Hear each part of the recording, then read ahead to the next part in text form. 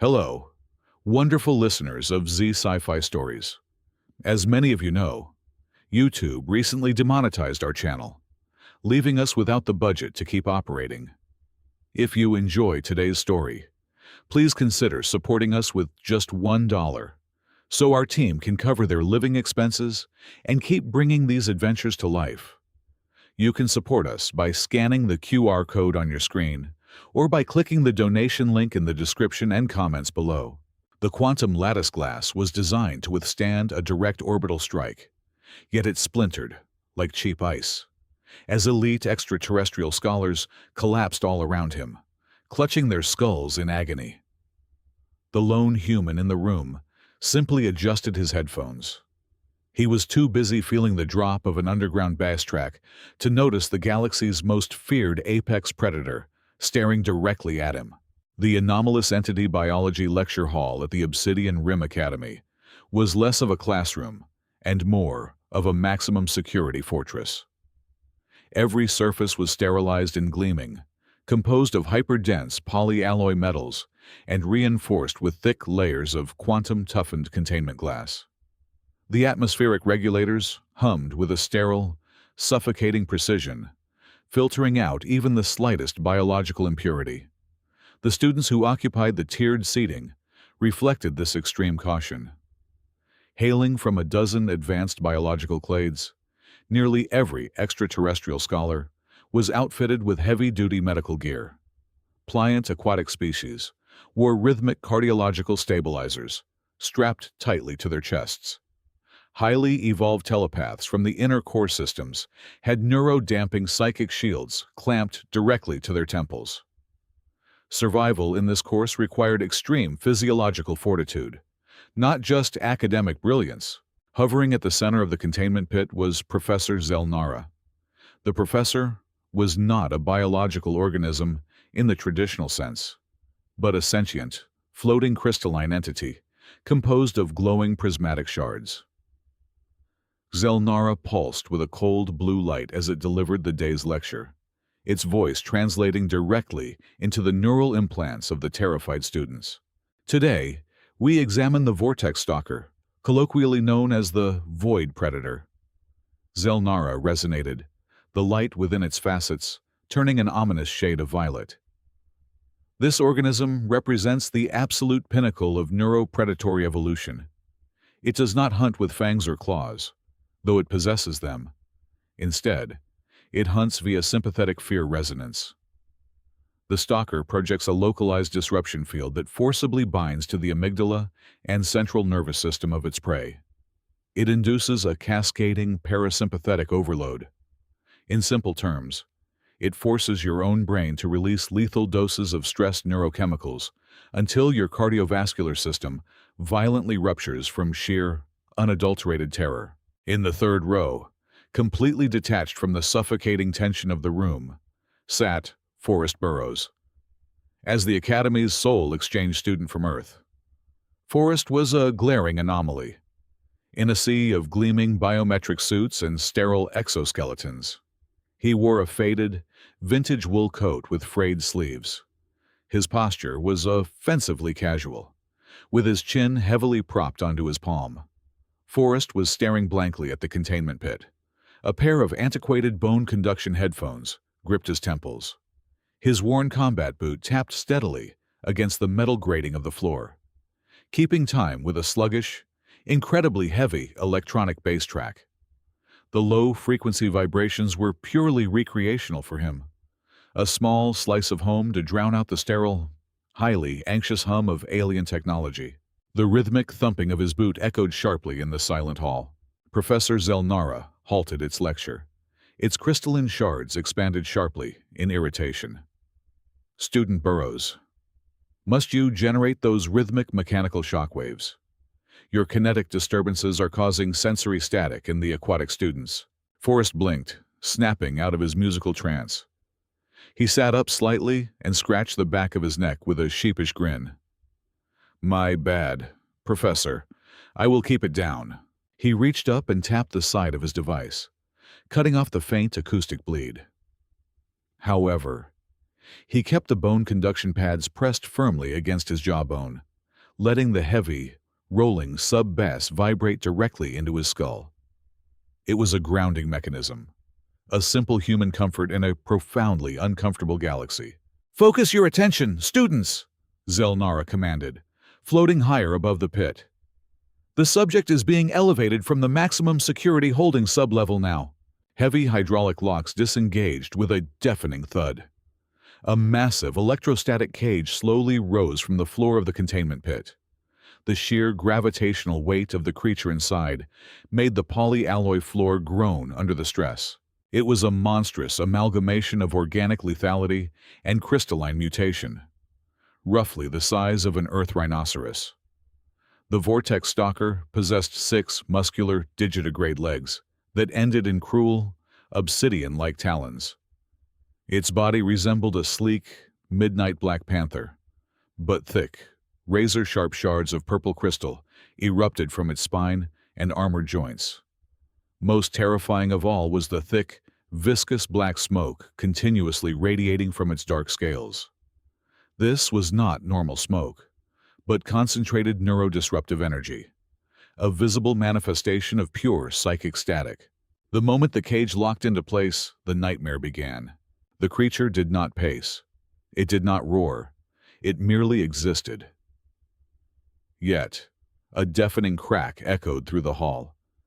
The quantum lattice glass, rated to stop armor-piercing artillery, instantly formed a massive, spider-webbing fracture right down the middle. The sheer psychic pressure radiating from the beast was warping the physical environment. Panic erupted instantly. The creature had not even touched the glass, but its fear resonance slammed into the audience like a physical tidal wave. In the first row, an avian student violently vomited a stream of blue bioluminescent fluid before collapsing into a violent seizure. 2 reptilian scholars in the second row tore at their neurodamping shields, their eyes rolling to the back of their heads as they fainted dead away from the sheer synaptic overload. The sterile, orderly classroom was rapidly degrading into a mass casualty event. Through it all, in the third row, Forrest simply sat there. He felt a weird, static prickle at the edge of his mind, remarkably similar to the feeling of walking into a room full of static electricity.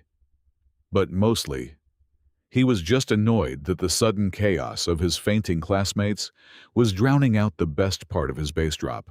The reptilian scholar on the floor thrashed in a blind, primal panic. Its scaled tail whipped wildly against the reinforced wall panels. It struck a bright red emergency sensor. The severe impact shattered the outer casing. Automated alarm systems shrieked. The internal computer misread the severe biometric distress as a localized combustion event. The room instantly plunged into an extreme emergency protocol. The heavy electromagnetic pulse fire suppression system detonated from the ceiling. A massive, pressurized wave of ionized gas flooded the lower pit. It slammed heavily into the containment grid. The quantum energy lattice sparked violently.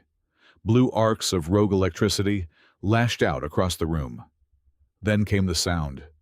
A deafening, high-pitched screech of failing machinery. The horrible noise ripped through the acoustic dampeners.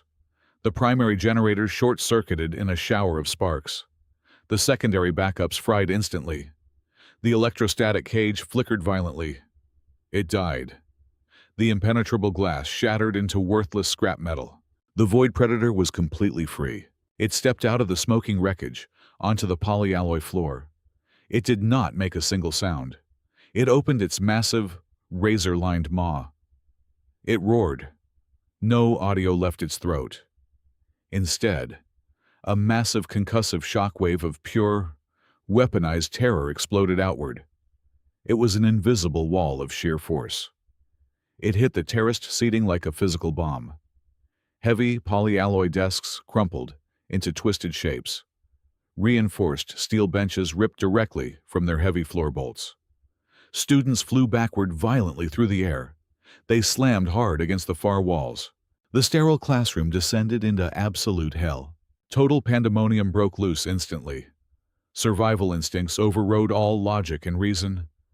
Highly evolved, Deeply intellectual scholars reverted to terrified feral beasts. They trampled mercilessly over one another in a mad, desperate scramble for the single, narrow exit door. Claws tore blindly at flesh. Viscous aquatic slime slicked the metal stairs, causing others to slip and fall. Ripped reptilian scales rained down everywhere like gruesome confetti. Feathers and bright blue blood smeared the pristine white walls. Limbs cracked under heavy, panicked footfalls. Horrifying screams filled the air. It was pure, unfiltered auditory violence. A chaotic symphony of raw panic. Down in the center pit, Professor Zelnara abandoned all academic dignity.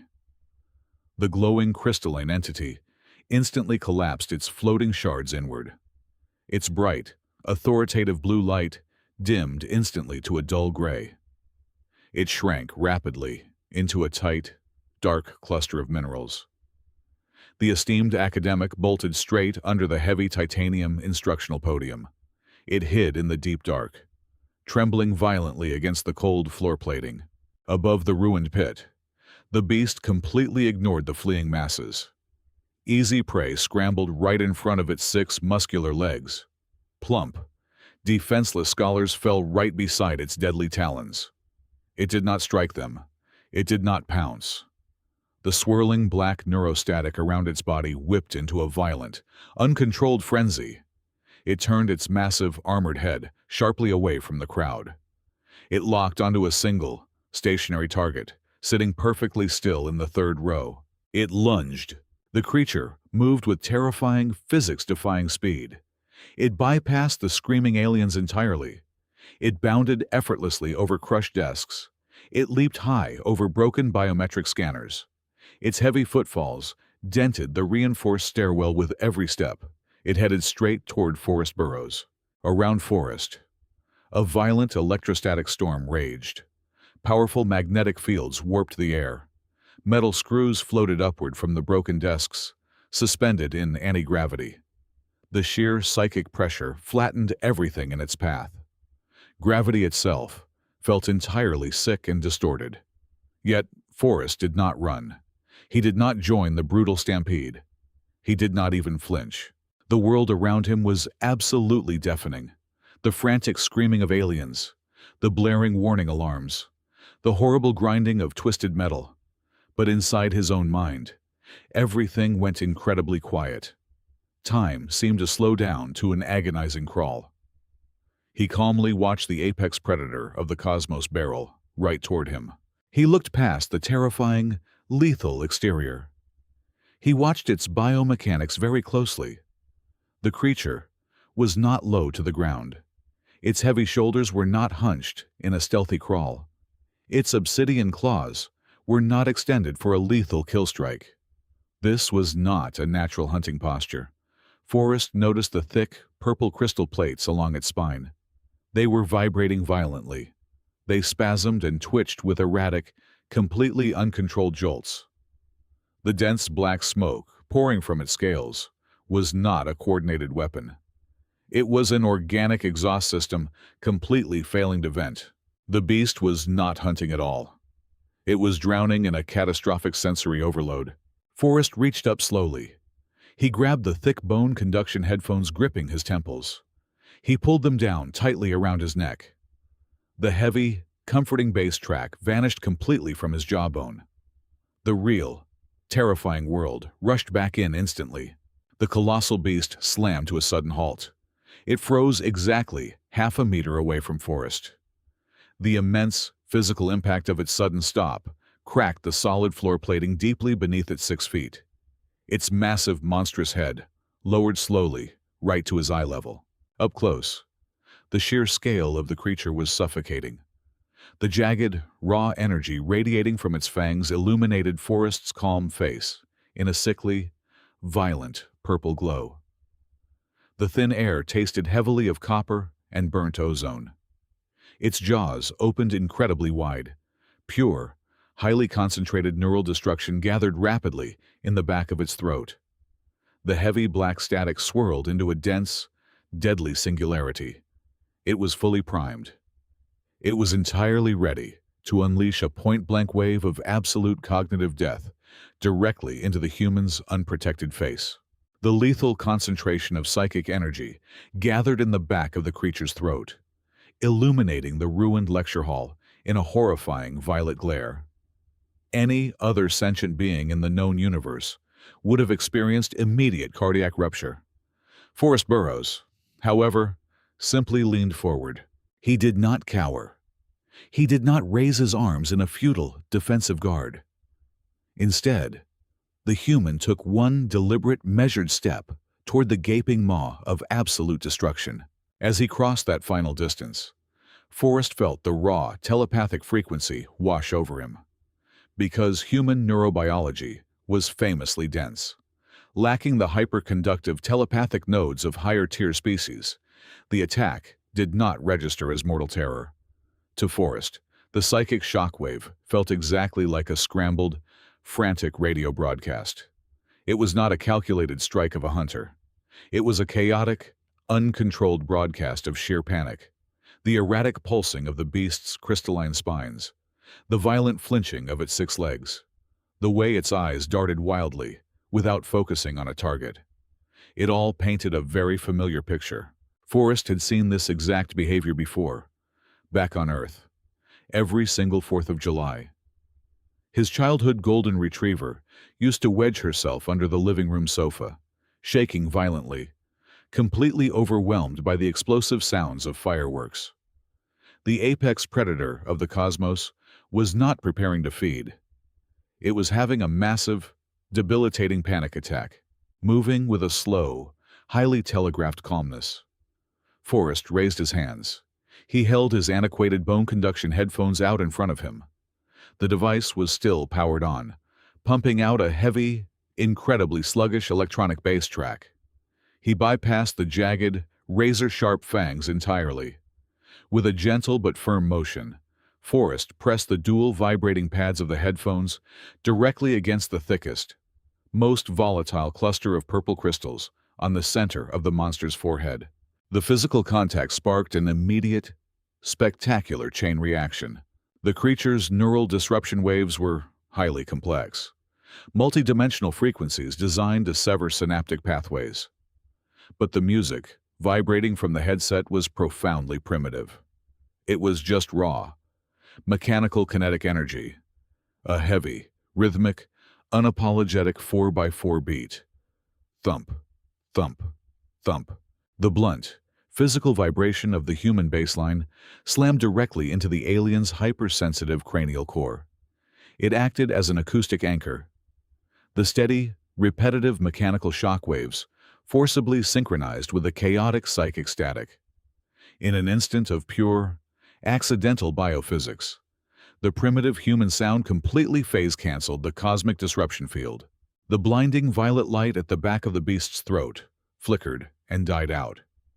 The thick, suffocating black smoke pouring from its armored scales instantly dissolved into thin air, leaving the atmosphere clear and suddenly very cold.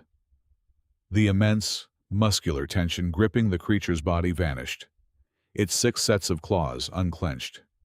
The wildly dilated pupils within its solid black eyes slowly contracted, finally focusing on the small, fragile biped standing directly in front of it. "You are just severely sensory overloaded, aren't you, big guy?" Forrest muttered. His voice was incredibly soft, projecting a deep, resonant calm that cut through the lingering atmospheric static. He did not step back. He let the headphones continue their rhythmic thumping against the frontal plate. Then, Forrest lowered his right hand. He reached right past the terrifying armored jawline and pressed his bare palm against the lower neck of the beast, right where the dense scales gave way to a softer, faintly glowing underbelly. The heat radiating from the alien hide was intense, like touching the hood of a car that had been running in the sun all day. Beneath his fingertips, Forrest could feel the rapid, terrified fluttering of a massive cardiovascular system. He curled his fingers slightly and began to drag his nails across the vulnerable, crystalline skin. He applied a firm, consistent pressure, moving his hand up and down in a slow, highly repetitive friction pattern. Up, down, scratch, rub. It was a deeply mundane, incredibly terrestrial motion. The soothing, repetitive tactile feedback worked its way right past the creature's defensive instincts. The steady, mechanical base grounded its hyperactive mind, while the physical friction on its most sensitive thermal cores flooded its battered nervous system with grounding, comforting endorphins. The transformation was absolute. The terrifying apex predator of the void let out a long, shuddering exhale. Then, a new sound began to emanate from deep within its massive chest cavity. It started as a low, rumbling vibration that shook the loose screws on the floorboards, quickly building into a deafening, rhythmic drone that sounded exactly like a heavy interstellar freighter idling its primary thrusters. The galaxy's most lethal biological weapon was purring. Unable to support its own weight under the sudden influx of profound relaxation, the rhinoceros-sized beast simply gave up. Its front legs buckled. It slumped heavily onto the polyalloy floor with a solid thud. Without breaking the purring rhythm, the enormous creature awkwardly rolled entirely over onto its back. It exposed its glowing, highly sensitive underbelly completely to the open air. Its 6 terrifying, razor-sharp legs curled loosely inward toward its chest, twitching sporadically in a display of absolute, unadulterated satisfaction. Forrest chuckled, dropping to his knees beside the massive bulk. He brought his other hand down, digging the fingers of both hands firmly into the soft, glowing ridges of its stomach. He scratched vigorously, finding a particularly sweet spot right behind the front left shoulder joint. The creature's heavy tail thumped lazily against the metal floor in response. 3 seconds later, the reinforced doors of the lecture hall blew completely off their hinges. The Obsidian Academy's elite tactical response unit swarmed into the room. 24 heavily armored security officers flooded the upper tiers, clad in maximum impact kinetic suits. They moved with flawless, lethal precision.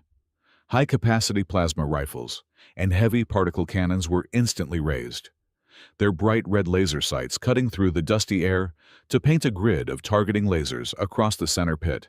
"Target sighted!" the squad commander bellowed through his external amplifier, his voice harsh and commanding. "Hold your fire. Assess the casualty zone. Do not engage until the neuroshields are fully—" The commander's voice abruptly cut off. The tactical lasers remained fixed on the center of the room. The entire elite assault team froze entirely in place. The heavy particle cannons slowly, uncertainly lowered toward the floor.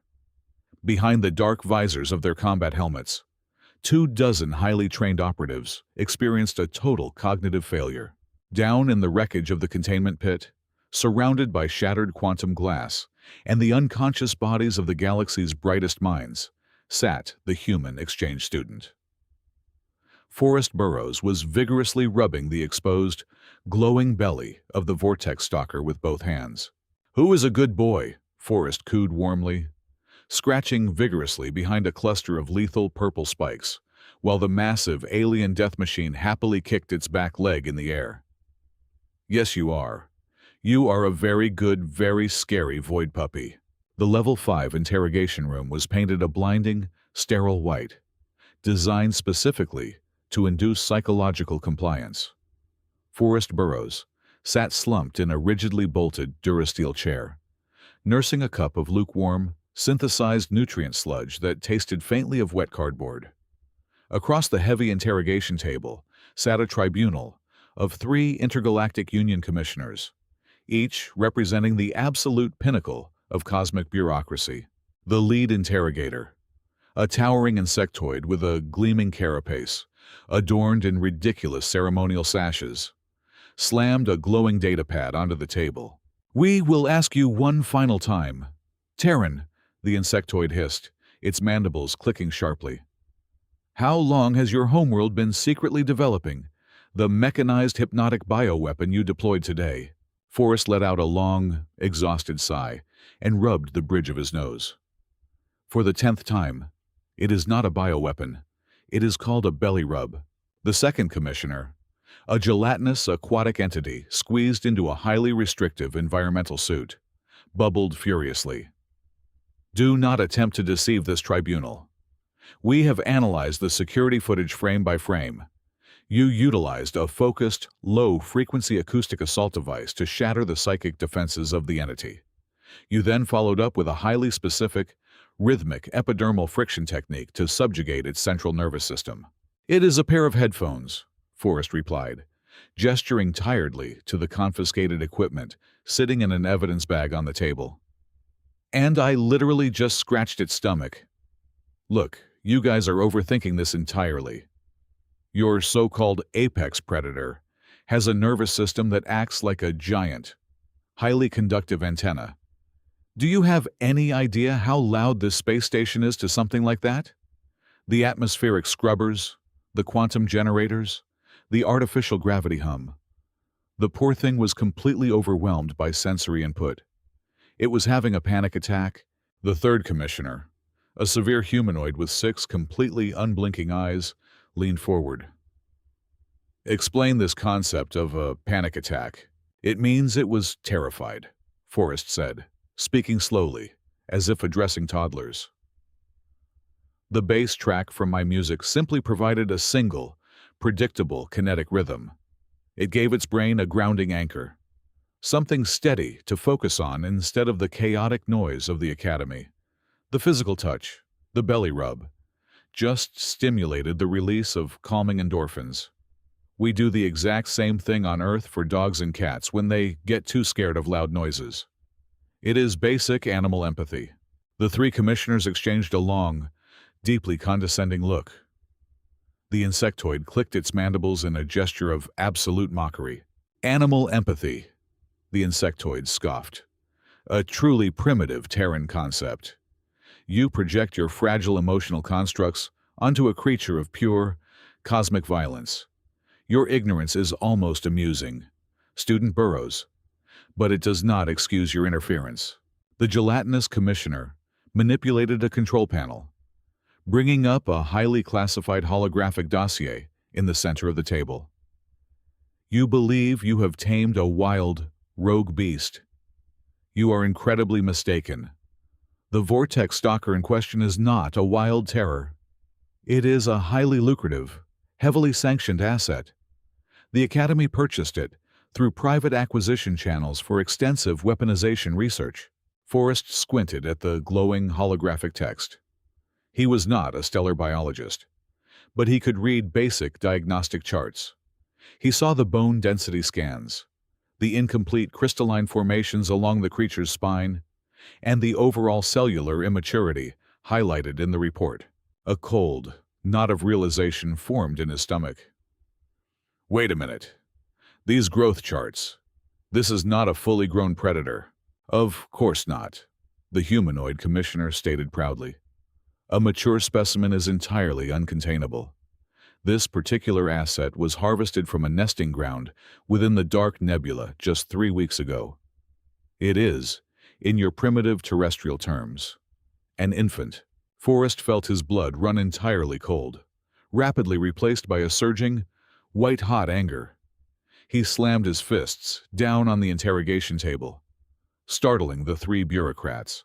An infant, Forrest yelled, his voice echoing sharply off the sterile walls. You poached a baby from its home, and then you dragged it across the galaxy, threw it into a brightly lit room full of screaming aliens, and locked it inside a cage made of quantum electricity? Are you completely insane? Mind your tone. Terran, the insectoid snapped, bristling with indignation. The acquisition was perfectly legal under Section 4, Paragraph 12 of the Intergalactic Research Charter. We are authorized to utilize any means necessary to analyze its psychic disruption capabilities. Your reckless interference merely delayed our research schedule. It was crying for its mother, Forrest fired back, leaning over the table. That psychic shockwave was not a weapon. It was a distress signal. You absolute morons! Before the commissioners could issue a formal citation for his blatant insubordination, the entire room lurched violently.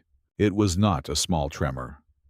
The massive, hyper-dense architecture of the Obsidian Academy groaned under an impossible strain.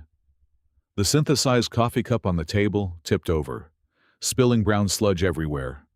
The overhead lights flickered frantically before snapping into a harsh, glaring crimson red. The automated emergency sirens began to wail, emitting a deafening, two-tone shriek that signaled a Level 1 planetary destruction threat. The gelatinous commissioner frantically slapped the control console. "What is happening? Have the structural integrity fields failed?" The holographic file on the table vanished. It was instantly replaced by a live feed from the Academy's exterior long-range sensory arrays. Forrest and the three terrified commissioners stared blindly at the projection. Out in the deep, freezing void of space, just beyond the Academy's orbital defense perimeter, the very fabric of reality was tearing apart. A massive, jagged rift of violently swirling purple energy opened in the darkness. Something was pulling itself through the rift. It possessed the same obsidian scales, the same 6-digitigrade legs, and the same razor-sharp crystalline spikes as the creature in the lecture hall. But the scale was entirely incomprehensible. This new entity was not the size of a rhinoceros. It was roughly the size of a fully operational orbital space station. Its eyes burned like twin dying stars, radiating an aura of pure, unadulterated cosmic rage that distorted the camera lenses trying to film it. The mother had heard the distress signal, and she had traveled across the galaxy to get her baby back. The orbital defense grid of the Obsidian Rim Academy was universally considered the most formidable military installation in the entire sector. Within moments of the spatial breach, the Union mobilized its ultimate armada. 300 advanced dreadnoughts and 2,000 automated strike fighters deployed immediately from the hidden hangar bays. Their fusion engines burned brightly, illuminating the dark void like a constellation of angry miniature suns. They formed a flawless, mathematically perfect blockade between the station and the monstrous rift. It did not matter in the slightest. The pinnacle of intergalactic technology was completely meaningless against the primordial fury of the cosmos. The Mother Vortex Stalker did not fire plasma cannons. She did not launch antimatter torpedoes. She merely opened her cavernous jaws, revealing a swirling, chaotic abyss of pure cosmic energy, and unleashed a telepathic roar. The psychic shockwave was visible to the naked eye. It manifested as a massive, rippling distortion in the very fabric of space and time. It slammed into the armada with unimaginable force. There were no fiery explosions. There was no glorious battle. There was only immediate, absolute silence. Inside the pressurized cockpits of the advanced warships, highly trained pilots from a dozen proud warrior races instantly collapsed, their nervous systems completely overloaded by the raw emotional assault.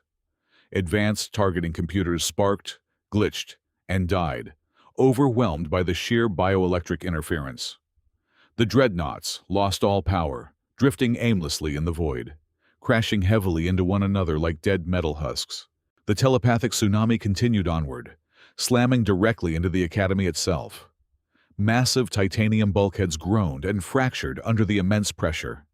The artificial gravity generators screamed in mechanical agony before failing entirely in several sectors. Down inside the maximum security holding level, the impact of the mother's boundless rage was devastating. The baby Vortex Stalker, locked inside a heavily reinforced containment cell adjacent to the interrogation room, felt the agonizing, burning fury of its parent. The infant threw its head back and began to shriek. It was a terrifying, mournful sound that reverberated through the metal floors, shaking the very foundation of the room. The combined psychic pressure of the mother's assault from the outside and the infant's absolute distress from the inside created a lethal, telepathic resonance chamber. The towering insectoid commissioner shrieked as its gleaming carapace cracked under the invisible weight, falling heavily to the floor with thick yellow fluid leaking from its unblinking eyes. The gelatinous aquatic entity violently ruptured inside its restrictive environmental suit, collapsing into a lifeless puddle. Heavily armed security guards in the hallway dropped their plasma rifles, clutching their helmets in agony as massive brain hemorrhages dropped them instantly into unconsciousness or sudden death. The entire advanced alien population of the sector was completely neutralized in a matter of seconds. Only one conscious being remained standing in the wreckage. Forrest Burroughs dropped to one knee, clutching his head with both hands. The human brain was an incredibly dense, remarkably stubborn, and biologically isolated organ, lacking the hypersensitive telepathic nodes that made the alien species so intellectually advanced. Forrest was largely insulated from the lethal synaptic overload. To him, the devastating psychic attack did not feel like a cosmic judgment. It felt like the absolute worst migraine of his entire life, accompanied by a severe, high-pitched ringing in his ears. He gritted his teeth, tasting copper where he had bitten his own lip, and forced his stubbornly terrestrial body to stand up.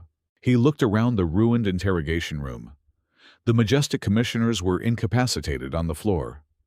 The automated security doors had short-circuited and blown wide open, the locking mechanisms fused together by rogue electrical arcs. Forrest staggered heavily over to the overturned evidence table. He grabbed his faded wool coat and his antiquated bone conduction headphones, shoving the device onto his head. He did not bother turning the music back on. The situation had escalated far beyond the need for a heavy bass drop. He stepped out into the chaotic, violently flickering hallway. The infant vortex stalker was trapped behind a massive durasteel door at the end of the corridor. It was slamming its sharp, crystalline body against the reinforced metal in a desperate, blind panic. The electronic lock pad on the wall was flashing a bright red lockdown error. Forrest did not search the unconscious guards for a security keycard. He simply bent down and picked up a discarded heavy particle rifle. He flipped the heavy weapon around, gripped the barrel tightly, and used the dense metal stock to repeatedly smash the electronic lock panel. Sparks flew in every direction as the fragile, highly advanced circuitry shattered into pieces. With a heavy, agonizing groan, the magnetic seals finally disengaged. The thick durasteel doors slid apart. The baby monster tumbled out into the hallway, completely frantic. The thick black smoke pouring from its armored scales was dense enough to choke a herd of wild animals.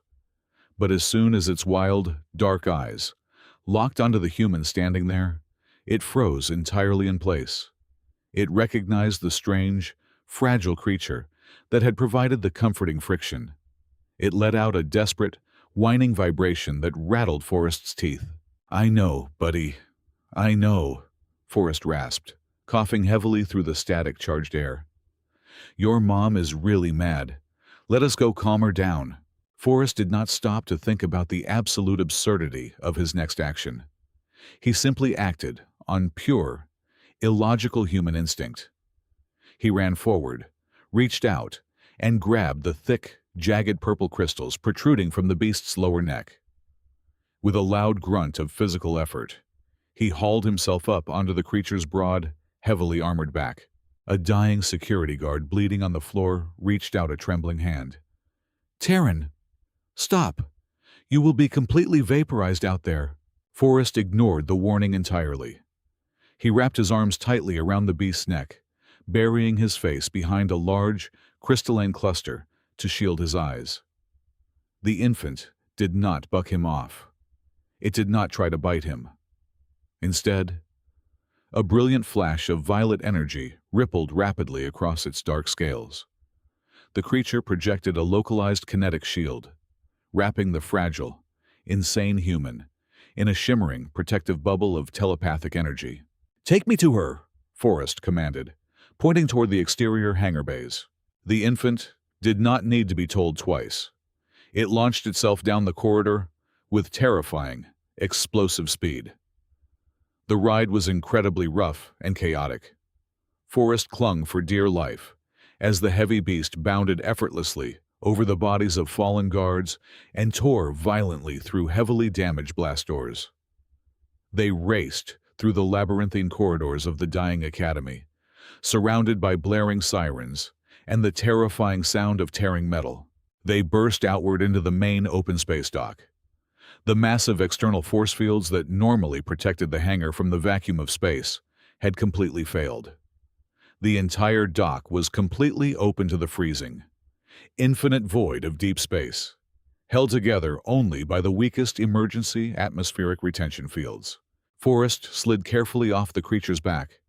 He stumbled forward, fighting against the terrible gravitational pull, until he stood at the very edge of the landing platform.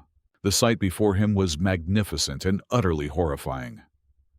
The Mother Vortex Stalker hovered just outside the ruined hangar. She was undeniably colossal. Her massive physical form completely blocked out the distant stars, casting a terrifying, jagged shadow over the entire Obsidian Academy. Her eyes burned with the unyielding fury of 1,000 dying suns. The vacuum of space literally distorted and bent around her as she drew in a massive breath, visibly charging a final, apocalyptic psychic blast that would undoubtedly rip the entire station, and the planet below it, into microscopic atomic dust. Forrest Burroughs stood entirely alone on the edge of the cosmic abyss. The cold, violent wind of failing life support whipped his faded wool coat around his legs. He looked up at the cosmic god of destruction. He took one long, incredibly deep breath. He cleared his mind of all fear, all logic, and all reason. He squared his shoulders, preparing to do the most absolutely insane thing in the entire history of the human race. Forrest unclipped the main audio jack from his worn headphones. He slammed the heavy metal pin directly into the exposed, sparking communication relay of the ruined hangar bay console. He looked down at the infant creature sitting patiently beside him. "Amplify this," Forrest commanded, tapping the device. The baby stalker understood the intent. It channeled its own bioelectric energy into the shattered console. The station's massive emergency broadcast speakers, designed to warn entire planetary sectors of incoming doom, suddenly blasted a completely different frequency into the vacuum of space. It was not a blaring siren. It was a rhythmic, incredibly slow, organic pulse, 60 beats per minute. Thump, thump, thump. It was the exact, recorded rhythm of a perfectly calm, resting human heart. The primitive acoustic wave rolled out into the endless dark, a tiny beacon of terrestrial peace, pushing back against the raging cosmic storm. The colossal mother did not immediately stop. The lethal singularity of destruction in her jaws expanded, ready to swallow the dock and the stars behind it. Forrest did not brace for the impact. He simply raised both of his hands into the empty air in front of him. He curled his fingers slightly. He began to move his palms in slow, deliberate, circular motions. It was the exact phantom pantomime of a gentle, soothing belly rub. The infant stalker reacted instantly to the gesture. It leaped off the crumbling edge of the hangar bay, launching itself directly into the merciless void. It did not freeze or suffocate. The mother instinctively projected a massive, shimmering hand of pure purple energy to catch her falling child. As the baby landed safely in the immense spectral palm, it aggressively rubbed its crystalline spine against the energy construct. The infant acted as a living, psychic conduit. It took the profound feeling of absolute safety, the raw, tactile memory of Forrest's comforting hands, and blasted it directly into its mother's raging mind. The effect was instantaneous and breathtaking. The violent, blinding glare of the cosmic singularity collapsed inward, fizzling into a soft, harmless shower of sparkling bioluminescence. The terrifying distortion of reality smoothed out. The mother's boundless fury evaporated, entirely replaced by a profound, earth-shattering wave of maternal relief. She looked past her child, peering closely at the tiny, fragile biped standing boldly on the edge of the metal platform. She reached out and searched his primitive, incredibly dense mind. She found zero malice, She found zero fear. She found only an overwhelming, pure human desire to offer comfort to a frightened animal. The mother closed her gaping jaws. Then, the absolute silence of deep space was shattered by an impossible sound. It was a deep, resonant rumble that bypassed the ears and vibrated directly through the marrow of the bones. The mother was purring. The sound wave was so massive it rattled the distant asteroid belts on the far edge of the solar system. The sheer acoustic force of her satisfaction actually stabilized the failing gravity generators of the space station. Before departing, the colossal entity drifted closer. She lowered a single, impossibly huge, crystalline appendage from her chin. The glowing shard was the size of a dreadnought cruiser, but it moved with agonizing, pinpoint delicacy. The very tip of the crystal gently brushed against the center of Forrest's worn wool coat. It was a wordless, cosmic thank you. It was an acknowledgement from a god to a mortal. With a final, gentle rumble, the mother curled her massive form around her infant. The fabric of space folded over them like a thick blanket, and in a brilliant flash of violet light, they vanished entirely into the unknown depths of the universe. The Obsidian Rim Academy was saved. As the emergency lights flickered back to a stable, sterile white, the elite alien scientists, the decorated military commanders, and the proud Union commissioners slowly dragged themselves out from under the wreckage. They stumbled out into the open hangar bay. They stared at the empty void of space. And then, they turned their many eyes toward the human. They did not look at him with academic curiosity anymore. They looked at him with sheer, unadulterated religious awe. He was the impossible being who had just tamed the apocalypse with his bare hands. Several months later, the sterile hallways of the academy looked slightly different. A shiny new brass plaque hung proudly above the reinforced doors of a massive, newly constructed wing. It read, Department of Cosmic Animal Empathy. Inside the massive enclosure, Forrest stood in front of a class of highly attentive, ten-eyed scholars from the outer rim. He let out a wide yawn, holding a long, carbon fiber scratching stick. Beside him sat a juvenile, highly venomous, winged space dragon. The terrifying creature was leaning heavily against Forrest's leg, its massive, spiked tail wagging happily like an oversized puppy. Forrest reached up and scratched the dragon precisely on a soft patch of scales behind its left horn. The dragon let out a joyful, trilling chirp. "See?" Forrest muttered to the mesmerized alien students, shaking his head tiredly. "There is no psychological weapon here. You guys just never knew how to keep a pet." Thank you so much for listening to today's story to the very end. We would love to know where in the world you are tuning in from today. So please, let us know in the comments. If you enjoyed this cosmic adventure, please consider helping our channel with a donation of just $1. Your kindness allows us to pay our hardworking staff so they can support their families and continue creating these wonderful stories for you. You can easily donate by scanning the QR code on your screen or by clicking the donation link provided in the description and the pinned comment below. Have a wonderful day, and keep looking up at the stars.